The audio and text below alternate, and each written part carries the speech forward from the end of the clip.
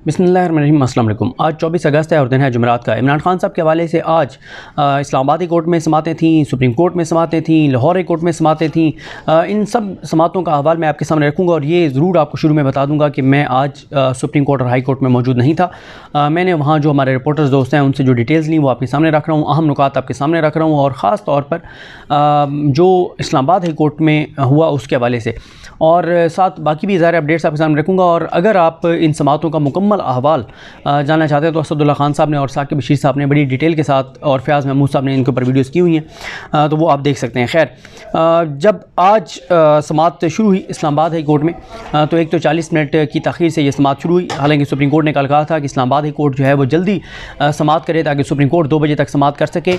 मुझे यहाँ पर यह लगता है कि जो इमरान खान साहब का मामला है वो ये है कि क्योंकि सुप्रीम कोर्ट ने अहकामात दिए हैं और हाई कोर्ट और सुप्रीम कोर्ट इस वक्त एक तरह से आमने सामने नज़र आती हैं, तो उसकी कीमत इमरान खान साहब को अदा करनी पड़ रही है। सुप्रीम कोर्ट ने सख्त अहकामात दिए लेकिन सुप्रीम कोर्ट के अहकामात को लाहौर इस्लामाबाद हाई कोर्ट ने नहीं माना, और क्योंकि सुप्रीम कोर्ट ने कहा था कि हम 2 बजे सुनेंगे, तो इस्लामाबाद हाई कोर्ट चाहती तो सुबह 10 बजे, 10:30 बजे, 11 बजे केस शुरू किया जा सकता था, लेकिन वही टाइम जो था उससे भी 40 मिनट तख़ीर से केस सुना गया और फिर लंबे दलाइल हुए जिस वजह से फ़ैसला नहीं हो सका। और फिर एक ऐसे टाइम के ऊपर जब इस्लामाबाद हाई कोर्ट के साथ जो मीडिया है वो भी इस्लामाबाद हाई कोर्ट के साथ खड़ा है, जो पाकिस्तान बार कौंसिल है उन्होंने भी आज प्रेस कॉन्फ्रेंस की, मुस्लिम लीग नून, शरीफ ख़ानदान ने भी ट्वीट्स और प्रेस कॉन्फ्रेंसेस की, वो सब इस वक्त इस्लामाबाद हाई कोर्ट और chief justice Islamabad high court, बल्कि इस्लामाबाद हाई कोर्ट को नहीं, chief justice Islamabad high court justice Aamir Farooq साहब के साथ खड़े हैं। नून लीग हो, शरीफ ख़ानदान हो, मीडिया हो, ये सब आमिर फ़ारूक साहब के साथ खड़े हैं।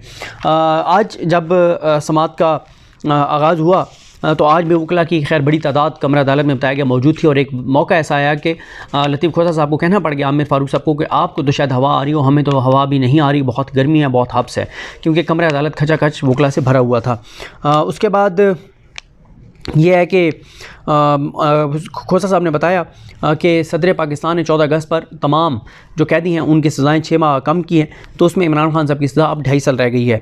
और उसके बाद जो उन्होंने दलाइल दिए वो पुराने वो दलाइल हैं जो मैं आपको बता चुका हूँ, क्या क्या फ्लॉज़ हैं, क्या क्या चीज़ें हैं, कौन से वो 6, 7, 8 पॉइंट्स हैं, वो सारे मैं आपको बता चुका हूँ कि उनके मुताबिक ये केस बनाने से लेके, चलाने से लेके, नीचे सेशन कोर्ट को भिजवाने से लेके, सेशन कोर्ट के फ़ैसलों से लेके हाई कोर्ट आने तक क्या क्या इसमें फ़्लॉज़ हैं, वो सारे मैं आपको ऑलरेडी बता चुका हूँ, वो दोबारा मैं नहीं दोहराऊँगा।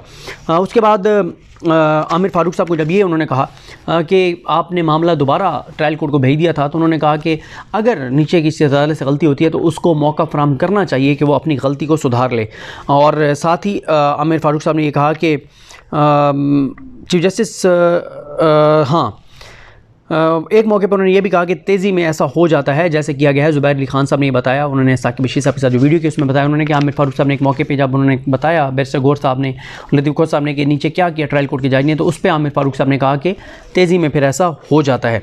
यानी वो मान रहे हैं कि तेज़ी में ये ट्रायल चला और वो मान रहे हैं कि गलती उनसे हुई थी ट्रायल कोर्ट की जज से, लेकिन उन्हीं के पास मामला दोबारा भिजवाया गया था ताकि वो अपनी गलती को सुधार लें।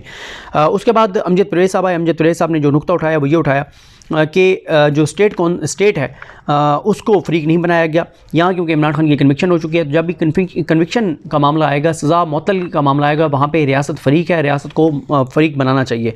और ये सारी मामलात हैं। एक तो लतीफ़ खोसा साहब ने एतराज़ उठाया कि अमजद परवेज़ साहब जो हैं ये प्राइवेट वकील हैं और सुप्रीम कोर्ट का एक फ़ैसला मौजूद है कि सरकारी जहाँ पे वकला जिनको इतनी तनख्वाहें दी जाती हैं वो मौजूद हो, तो प्राइवेट वकील सरकारी इदारे नहीं कर सकते, तो इलेक्शन कमीशन सरकार प्राइवेट वकील कर ही नहीं सकता था। उसके बाद एक जो सबसे अहम मामला है वो ये है कि ख्वाजा हारिस साहब का एक बयान हल्फी अदालत में पेश कर दिया गया है। ख्वाजा हारिस साहब ने बयान हल्फी दिया है कि वो जो कह रहे हैं वो सच कह रहे हैं, ऑन ओथ कह रहे हैं कि उस दिन उनके जो क्लर्क हैं दामने अली बुखारी, उनको जो है वो कुछ लोग ले गए थे सुप्रीम कोर्ट से, हाई कोर्ट से, तो इसलिए वो सुप्रीम कोर्ट पहुंचे थे और वो सारा उन्होंने बयान किया है। और इससे पहले वो पूरा उन ऑडियो का ट्रांसक्रिप्ट अदालत के सामने रख चुके हैं कि उनके क्लर्क ने, दामने अली बुखारी ने उनको क्या जो है वो वॉइस नोट भेजा था, कैसे उनका मोबाइल बंद हुआ था, उनके साथ क्या हुआ था 5 अगस्त को, जिस वजह से ख्वाजा हारिस साहब सुप्रीम कोर्ट पहुँच गए थे, सुप्रीम कोर्ट के रजिस्ट्रार को मिले थे और चीफ जस्टिस को एक एप्लीकेशन दी थी, और जिस वजह से वो फिर टाइम पे नहीं पहुँच सके थे ट्रायल कोर्ट में, और ट्रायल कोर्ट ने फिर उनके ना पहुँचने पर फैसला सुना दिया। उसके बाद एक मौके पे लतीफ़ खोसा साहब ने यह भी कहा कि आपको इग्नोर कर दिया ट्रायल कोर्ट के जज ने। फिर उन्होंने फ़ौरन कहा नहीं सॉरी आपके फ़ैसले को। और उसके बाद खोसा साहब ने अदालत को ये भी कहा कि 50 साल में मैंने कभी नहीं देखा जिस तरह से इस केस में देखा है कि क्या कुछ हुआ है। माजरत के साथ आपने भी ट्रायल कोर्ट को नहीं रोका केस चलाने से बावजूद इसके कि आपके पास हक़ के दिफा का जो मामला है वो पेंडिंग था और आप उस पर नोटिस कर चुके थे। और उन्होंने कहा आपने नहीं भी रोका था तो इतनी इज़्ज़त करनी चाहिए थी ट्रायल कोर्ट को आपकी कि वो आपका एहतराम करते हुए वो रुक जाते और फ़ैसला ना सुनाते। और उन्होंने कहा 12:15 पर फ़ैसला महफूज हुआ। 12:30 बजे तक जज साहब ने 30 सफ़हात जो हैं वो टाइप कर लिए थे। ये भी पाकिस्तान की अदालती तारीख़ का एक अनोखा वाक़या है कि एक जज ने 15 मिनट में 30 सफ़हात इंग्लिश में टाइप कर लिए, प्रूफ रीडिंग भी कर ली। उसके बाद उन्होंने कहा कि और ये भी एक उन्होंने कहा कि अपनी नौयत का पहला वाक़या है कि 12:30 बजे सज़ा इस्लामाबाद में होती है, 12:35 पर गिरफ़्तार वो लाहौर से हो जाते हैं। और उन्होंने कहा कि अमजद परवेज़ साहब जो हैं उन्होंने जब बयान हल्फ़ी दिया ख्वाजा हारिस साहब का तो उन्होंने कहा कि अमजद परवेज़ साहब भी ख्वाजा हारिस साहब की क्रेडिबिलिटी को चैलेंज नहीं करेंगे। और कहने का मकसद ये था कि ख्वाजा हारिस कभी भी गलत बयानी नहीं कर सकते। और फिर उन्होंने कहा कि जो अमजद परवेज़ साहब हैं उन्होंने लतीफ़ खोसा साहब के बारे में कहा कि मेरे निकाह के ये गवाह हैं। तो उस पर चीफ़ जस्टिस ने मुस्कुराते हुए फिर कहा कि फिर तो ये बड़े अहम गवाह हैं और गैर मुतलका भी नहीं हैं।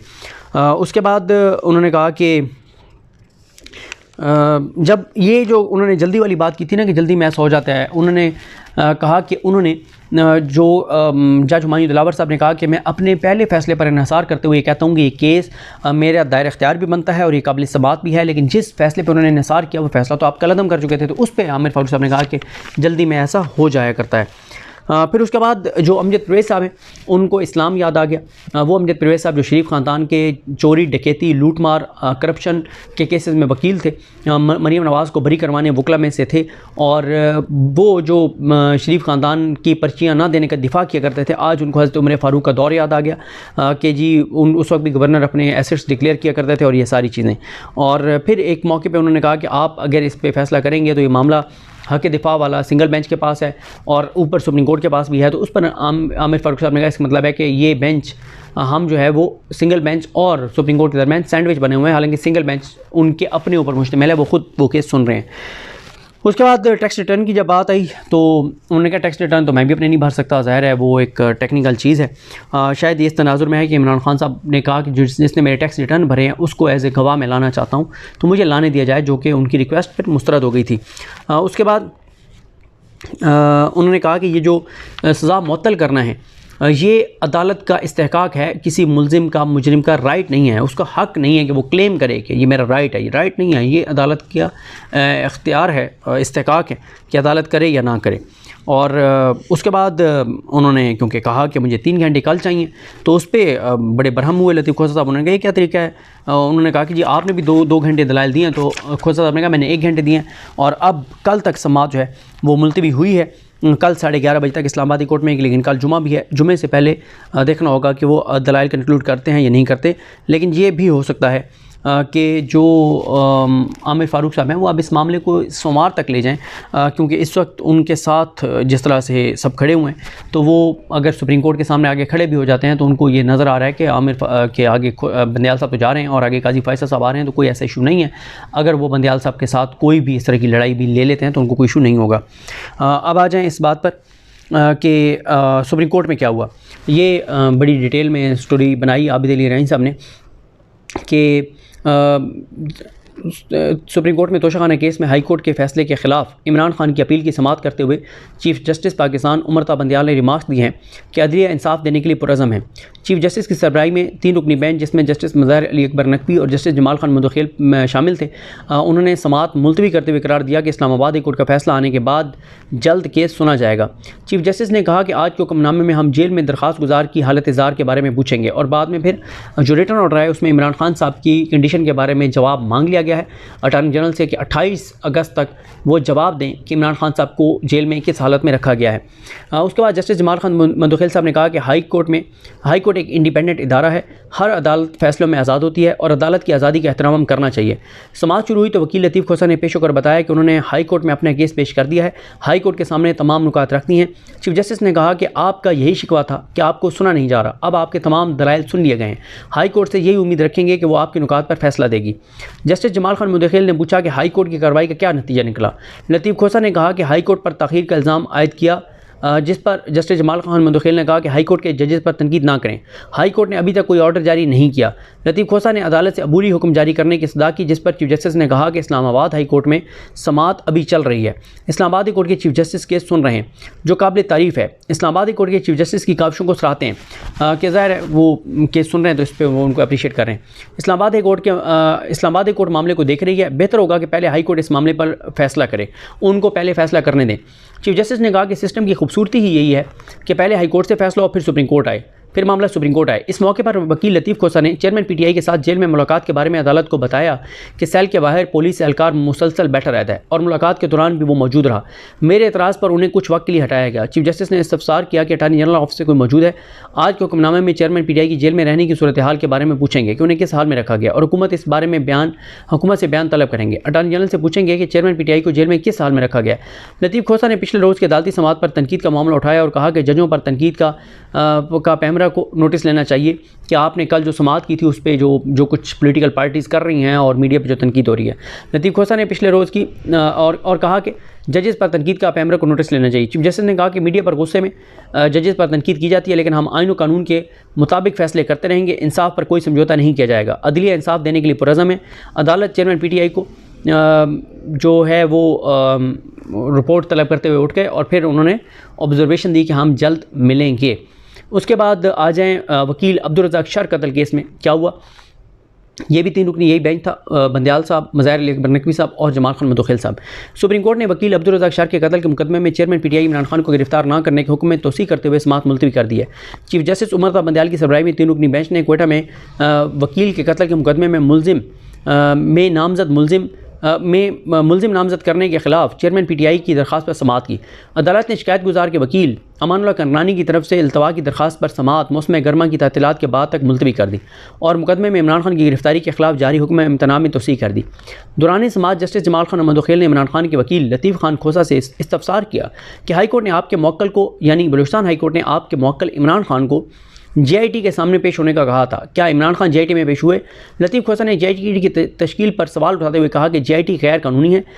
फाजिल जज ने, यानी जमाल खान मंदोखेल ने लतीफ़ खोसा को मुखातिब करते हुए कहा कि मैं छोटा सा सवाल कर रहा हूँ, इसका हाँ या ना में जवाब दें। लतीफ़ खोसा ने बताया कि इमरान खान JIT के सामने पेश नहीं हुए और वो पेश भी नहीं होंगे। अपने मौक़िफ़ की वजाहत करते हुए लतीफ़ खोसा ने कहा कि JIT में खुफिया इदारों के अफराद को शामिल किया गया, जिस पर जस्टिस जमाल खान मंदोखेल ने इमरान खान के वकील से मुकालमा करते हुए कहा कि क्या ये आप तय करेंगे कि पेश होना या नहीं होना। JIT की हैसियत का फैसला अदालत ने करना है, मुलजिम ने नहीं। अदालत ने शिकायत गुजार की तरफ से दायर इल्तवा की दरख्वास्त, क्योंकि ये अब्दुल रज़ाक शर के बेटे के वकील अमानुल्लाह करनानी ने आज एडजर्नमेंट की दरख्वास्त दी थी, तो उसकी वजह से समाअत मुलतवी कर दी और चीफ जस्टिस ने लतीफ़ खोसा से मुखातिब होते हुए कहा कि हमने कई सवाल सोच रखे हैं, मुनासिब वक्त आने पर आपसे पूछेंगे। ये हो गया। अब आ जाएँ आज लाहौर में भी बहुत इम्पॉर्टेंट था। आज लाहौर में जो है वो क्या हुआ, ये आपको बता दूं कि आज इस्लामाबाद हाई कोर्ट में जब समाअत ख़त्म हुई तो लतीफ़ खोसा साहब बाहर निकले, बहुत गुस्से में थे। उन्होंने कहा कि सुप्रीम कोर्ट के अहकामात हाई कोर्ट नहीं मान रही, हाई कोर्ट के अहकामात ट्रायल कोर्ट नहीं मान रहा, अदालतें बेवकूफ़ हो चुकी हैं, अदालतें अहकामात देती हैं, इमरान खान को छोड़ा नहीं जाता, और ये सारी बातें लतीफ़ खोसा साहब ने कहीं। आज लाहौर में क्या कुछ हुआ, आज लाहौर में ये हुआ कि इमरान खान साहब की ये जो दरख्वास्तें अदम पैरवी पर खारिज हो रही हैं, जो उनके ऊपर केसेस हैं, क्योंकि वो वहाँ पर पेश नहीं हो सकते, वो कैद में, तो उनकी दरख्वास्तें इस बुनियाद पर जो खारिज हो रही हैं, इस को चैलेंज किया है उन्होंने सलमान सफदर साहब ने, लेकिन उस पर एतराज़ात जो है 2 रुकनी बेंच ने बरकरार रखे हैं रजिस्ट्रार ऑफिस के, इसलिए उन्होंने दरख्वास्तें वापस ले ली हैं और अब एतराज़ात दूर करके और दरख्वास्तें कल दोबारा जो है वो दायर की जाएंगी। इसके बाद साबिक़ गवर्नर पंजाब उमर सरफराज चीमा की जो ज़मानत बाद अज़ गिरफ़्तारी पर समाअत हुई और उसमें अदालत ने वकला को दलाइल के लिए तलब करते हुए 2 सितंबर तक मुलतवी कर दी। इंसदाद दहशतगर्दी की अदालत के जज एजाज़ अहमद भुट्टर ने समाअत की और सीनियर वकला बुरहान मुअज़्ज़म जो जूनियर वकील हैं, उन्होंने बताया कि सीनियर वकील बुरहान मुअज़्ज़म जो हैं वो सुप्रीम कोर्ट में मसरूफ़ हैं और इस वजह से जो है वो समाअत जो है वो मुलतवी कर दी गई। उसके बाद एक और केस बड़ा इंपॉर्टेंट था। इलेक्शन कमीशन की जानिब से नई हल्काबंदियों की नोटिफिकेशन के ख़िलाफ़ दायर दरख्वास्त पर समाअत हुई। लाहौर हाई कोर्ट ने वफाकी हुकूमत समेत तमाम फ़रीक़ैन से 6 सितंबर तक जवाब तलब कर लिया है। अटार्नी जनरल को भी मामलत के लिए नोटिस जारी कर दिया गया है और अदालत ने सरकारी वकील को कहा है कि आप आम इंतखाबात की तारीख के बारे में हिदायत लेकर और हमें बताएं। वफाकी हुकूमत के वकील ने कहा कि 4 माह के अंदर हल्का बंदी होनी नामुमकिन है। इलेक्शन करवाने की आड़ में 30 मिलियन लोगों को इलेक्शन से नहीं निकाला जा सकता। फिर इसी तरह से अदालत ने कहा, जज साहब ने कहा कि कानून के मुताबिक सदर पाकिस्तान 90 रोज़ में इलेक्शन कराने की तारीख देने का पाबंद है। मरदमशुमारी के बाद वकील ने यह कहा कि मरदमशुमारी के बाद हल्का बंदियाँ ज़रूरी हैं। यही मामला सुप्रीम कोर्ट में चला गया, तो इस पर जस्टिस आबिद अजीज़ शेख ने शहरी मुक़सिद सलीम जो हैं वो उनकी दरख्वास्त पर समाअत की और ये नोटिफिकेशन बहरहाल जो है वो चैलेंज किया गया। उसके बाद बैरिस्टर सलमान सफदर साहब ने इमरान खान से मुलाकात के लिए भी जो है वो अदालत में दरख्वास्त जो है वो दायर कर दी है। इसी तरह से जो है वो आज 9 मई मुकदमात में खदीजा शाह समेत दीगर मुलजमान की ज़मानतों पर समाअत। पुलिस ने मुलजमान के मुकदमात में नई दफ़ात शामिल कर दी हैं और साथ ही अदालत ने मुलजमान के वकला को दरखास्तों में नई दफ़ात शामिल करने की उनको जो ज़ाहिर है चैलेंज करने के लिए उन्होंने मौका दिया। और जस्टिस वहीद खान की सरबराही में 2 रुकनी बेंच ने समाअत की है और सोमवार तक जो है वो अब कहा है उन्होंने कि हम मुलतवी कर रहे हैं। और उनके जो वकील हैं इनके खदीजा शाह और इनके, उन्होंने कहा कि ये सिर्फ ताख़ीरी हरबे हैं और सरकारी वकील आज भी मौजूद नहीं है। तो इस पर जो उन्होंने जज साहब ने कहा कि बहरहाल हम 28 अगस्त को इसकी समाअत जो है वो करेंगे। इसी तरह से एक और डेवलपमेंट यह है कि इमरान खान साहब को 9 मई के मुकदमात में पुलिस को इजाज़त दे दी है कि एजाज़ अहमद भुट्टर साहब ने कि कुछ और मुकदमात में कि वो इमरान खान को जो है वो शामिल तफ्तीश कर सकते हैं। और ये उन्होंने बताया है कि उन्होंने जो ऑर्डर है एजाज़ अहमद भुट्टर का, उसमें उन्होंने बताया है कि उनको शामिल तफ्तीश किया जा सकता है अस्करी टावर और दीगर मुकदमात में। तो ये सूरत हाल है cases Lahore high court, Islamabad high court, supreme court of Pakistan. मुझे अपने दुआ में याद रखें। अलग नहीं, हम सबका हामी नासर। अल्लाह हाफ़िज़।